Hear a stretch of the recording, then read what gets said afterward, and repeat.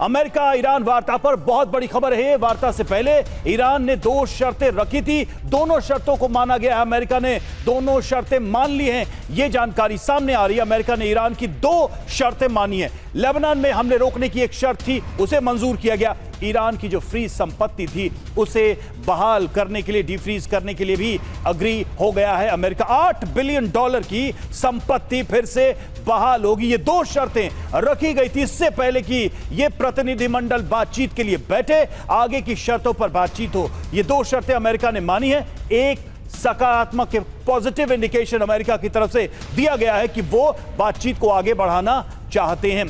इस पर हम विस्तार से चर्चा भी करेंगे। हमारे साथ खास मेहमान भी इस वक्त जुड़ चुके हैं। हमारे साथ एयर कमोडोर अश्विंदर सिंह बहल इस वक्त जुड़े हुए, डिफेंस एक्सपर्ट। देखिए, डॉक्टर संदीप त्रिपाठी भी हमें थोड़ी देर में ज्वाइन करेंगे और जावेद बदर इस्लामाबाद से हमारे साथ जुड़ेंगे। साथ ही हमारे साथ मनीष आपको नजर आ रहे होंगे टीवी स्क्रीन पर, हमारे सहयोगी इस वक्त जुड़े हुए हैं। उमर अनस ईरान एक्सपर्ट हमारे साथ तुर्की से भी जुड़ेंगे। जावेद बदर साहब आपको दिखाई दे रहे होंगे थोड़ी देर में। संदीप त्रिपाठी भी आपको स्क्रीन पर नजर आएंगे। तो इन सभी से हम बातचीत करेंगे। सबसे पहला बहल सर आप ही से सवाल, ये जो 2 शर्तें मान ली हैं अमेरिका ने, मतलब कुछ भी शर्त मानने की स्थिति में पहले अमेरिका नहीं था, हर चीज को ना करते हुए ये पाकिस्तान में डेलीगेशन आने के बाद, बैठक शुरू होने से पहले ये शर्तें मान लेना ही क्या माना जाए? क्या इसको समझाया जाए, क्या इसको देखा जाए कि अमेरिका झुकना चाहता है, बातचीत को आगे बढ़ाना चाहता है और वो चाहता है कि ये युद्ध समाप्त हो?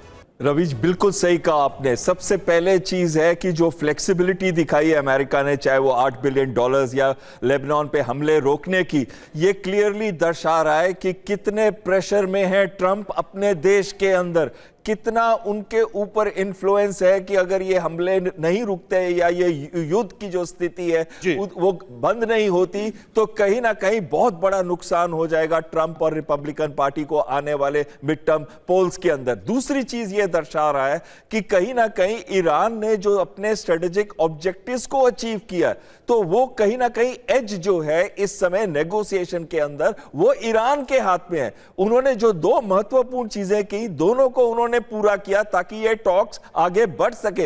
ये जरूर है कि ईरान भी चाहता है ये युद्ध रुके, अमेरिका भी चाहता है, लेकिन एक स्पॉइलर इजराइल है जिसको कंट्रोल करने के लिए इस समय प्रेशर डाला गया है ट्रंप के द्वारा इजराइल के ऊपर। तो कहीं ना कहीं ये बहुत इंपॉर्टेंट फैक्टर था कि जो मैक्सिमलिस्ट पोजीशंस है उस पे फ्लेक्सिबिलिटी दिखाई जा रही है। इसका मतलब यह है कि आने वाले समय में जो इनडायरेक्ट टॉक्स पहले शुरू हो रही है उसके अंदर एजेंडा सेटिंग जो होगी वो कम से कम हो जाएगी। कॉमन ग्राउंड जो ढूंढा जाएगा इनडायरेक्ट टॉक्स में वो ढूंढा जाएगा ताकि डायरेक्ट टॉक्स शुरू हो सके और इसमें बहुत बड़ा जो विश्व है वो अपना एक सांस ले सके कि देखिए वार्ता शुरू होने वाली है। यही एक बहुत बड़ी बात है और ये एक बहुत बड़ा पॉजिटिव साइन है क्योंकि बात करेंगे तो ही बात बनेगी।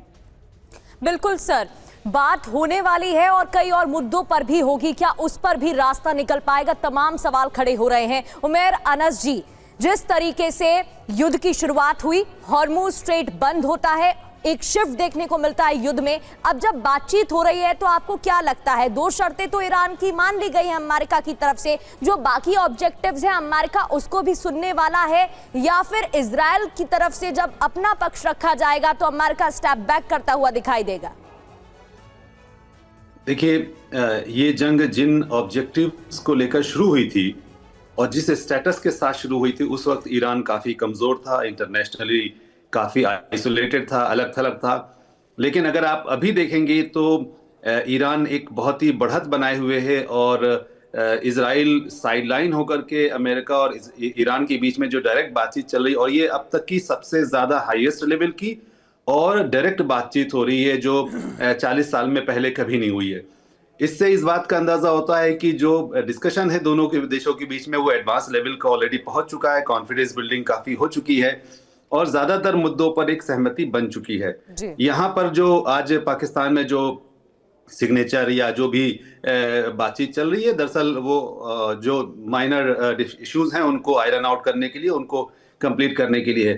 तो मैं समझता हूं कि इस्लामाबाद डायलॉग जो है वो एक रीजनल जो राजनीति है उसमें एक बहुत बड़ा फेरबदल बनाने जा रहा है और ईरान अपने जो उसका एजेंडा था कि न्यूक्लियर जो सिविलियन न्यूक्लियर है उसको बचाए रखना और उसको सुरक्षित रखना, उसके लिए शायद ट्रंप एडमिनिस्ट्रेशन ऑलमोस्ट जो 2016 का मॉडल था JCPO जिसको हम कहते हैं, वही एक रिपीट होने जा रहा है। उसमें कुछ ट्रंप एडमिनिस्ट्रेशन की शर्तें लागू हो जा रही हैं। तो इस लिहाज से ये एक बहुत ही महत्वपूर्ण चेंज है पूरे इलाके में। और इसमें एक और अच्छी बात जो है वो ये है कि क्षेत्र के जो देश हैं जैसे सऊदी अरब है, वो 2016 में उस डील के खिलाफ था, लेकिन इस बार वो ईरान के साथ खड़ा, इस डील को वो समर्थन दे रहा है।